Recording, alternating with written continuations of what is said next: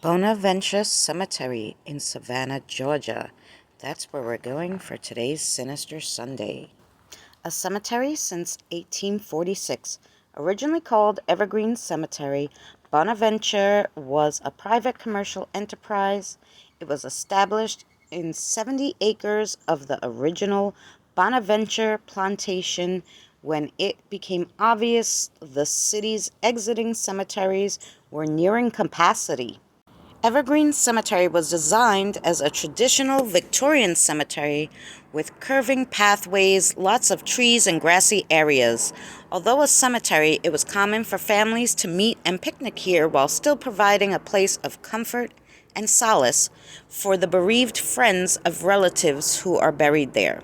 Evergreen Cemetery was purchased by the city of Savannah in 1907 and became the fourth of the 5 cemeteries the city currently owns. Since then, it is expanded from its original 70 acres to nearly 103 acres. The cemetery has been redesigned by the city to provide a greater number of grave sites and more efficient maintenance than could be offered by the Evergreen design. The entire city of Savannah is pretty much one giant ghost story, with mysterious stories shrouding everything from public parks to breweries. But there's a few spots in the city that just invoke more spooky stories than others, and the Bonaventure Cemetery is overflowing with moody Spanish moss and time-worn Victorian monuments.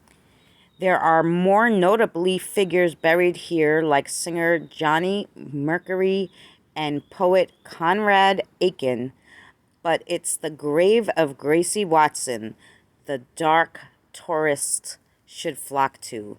Having died at just 6 years old, her grave is marked by a life-size marble statue with her hand resting on a tree stump, symbolizing her life cut short.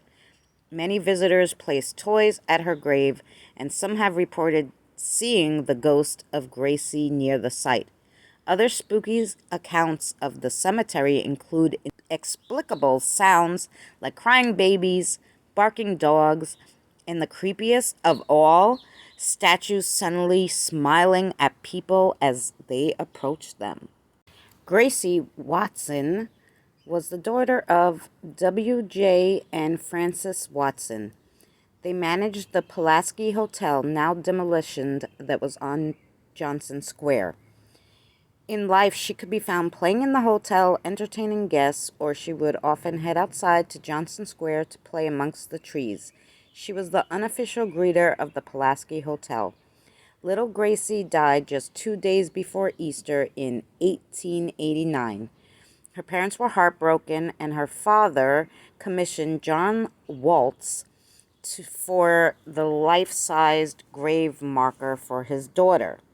It accurately represents how little Gracie looked. Her body was laid to rest in Bonaventure Cemetery. Death does not seem to stop little Gracie from greeting people who come to Savannah, nor does it stop her from playing in the square. Her ghost has been seen in Johnson Square many times over the years. Little Gracie died suddenly, only falling ill 2 days before Easter. She died of blood poisoning induced by a severe attack of pneumonia. Corinne was the daughter of Confederate General Alexander R. Lawton. The popular legend is that the 19-year-old girl had fallen in love with a man her family did not approve of and was forced to marry someone wealthier and with better position in society. Corinne was so despondent about marrying a man she did not love that she flung herself into the river and she drowned. So the undead are quite alive in Savannah. They live in Savannah's country's old tales of unsettled Native Americans, slavery, and war-battled spirits. So what do you think, guys? Is this place haunted? I think about every cemetery is haunted, but this one may be more than others. Let's see what the spirits have to say. Hello, spirits. Can you tell me if this place is haunted? Do you know any spirits from there?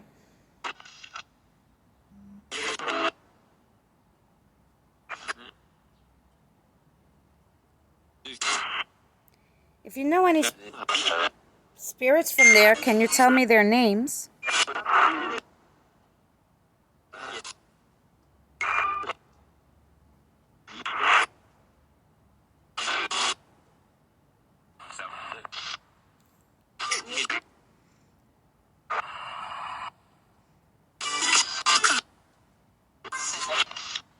Ooh. Well, thank you so much for speaking with me. I just was curious about this place. It's beautiful, huh?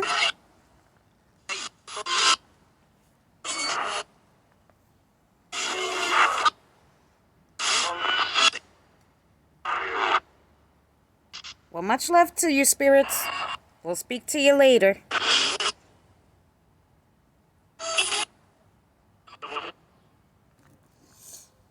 Thanks for watching, and we'll see you on the next Sinister Sunday.